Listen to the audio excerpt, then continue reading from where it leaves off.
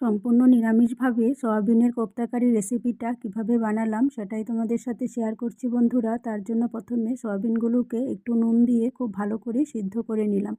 তারপর ভালো করে ধুয়ে জলটাকে একদম চেপে চেপে বের করে মিক্সচারে দিয়ে দিলাম। দিয়ে মিহি একটা পেস্ট বানিয়ে নিলাম। দেখো সুন্দর একটা পেস্ট হয়ে গেছে।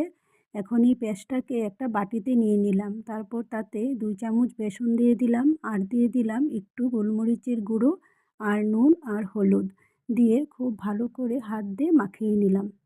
সুন্দরভাবে মাখিয়ে ছোট ছোট করে কোপ্তার মতো করে অনেকগুলো বল বানিয়ে নিলাম। দেখো অনেকগুলো বল বানিয়ে নিলাম।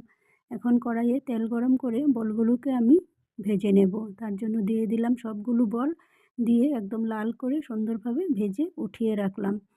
তারপর ওই তেলেই আমি টুকরো করে রাখা আলুগুলোও দিয়ে দিলাম। তাতে একটু নুন আর হলুদ দিয়ে আলুগুলোকে ভালো করে মিশিয়ে কিছুক্ষণের জন্য ঢেকে রাখলাম। আর এদিকে একটা মশলা করে নিলাম, পেঁয়াজ, কাঁচা লঙ্কা আর আদার একটা পেস্ট বানিয়ে নিলাম। এদিকে আমার আলুগুলোও ভাজা হয়ে গেছে। এখন আমি এগুলো উঠিয়ে রাখলাম। তারপর ওই তেলেই গোটা জিরে, শুকনো লঙ্কা আর একটা তেজপাতা ফোড়নে দিয়ে দিলাম।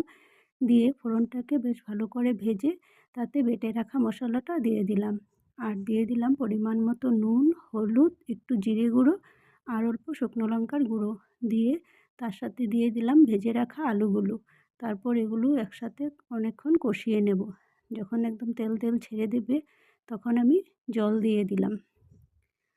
জলটা দিয়ে আর একটু চিনিও দিয়ে দিলাম। দিয়ে এখন ঝোলটাকে ফুটিয়ে নেব। ঝোলটা যখন সুন্দরভাবে ফুটে উঠলো তখন আমি কোপ্তাগুলো দিয়ে দিলাম, সয়াবিনের কোপ্তাগুলো।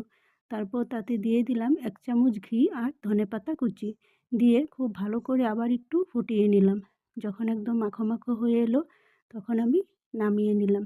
দারুণ লাগে খেতে বন্ধুরা। নিরামিষ দিনে এই রেসিপিটা খুবই টেস্টি হয় খেতে। ধন্যবাদ সবাইকে আমার ভিডিওটা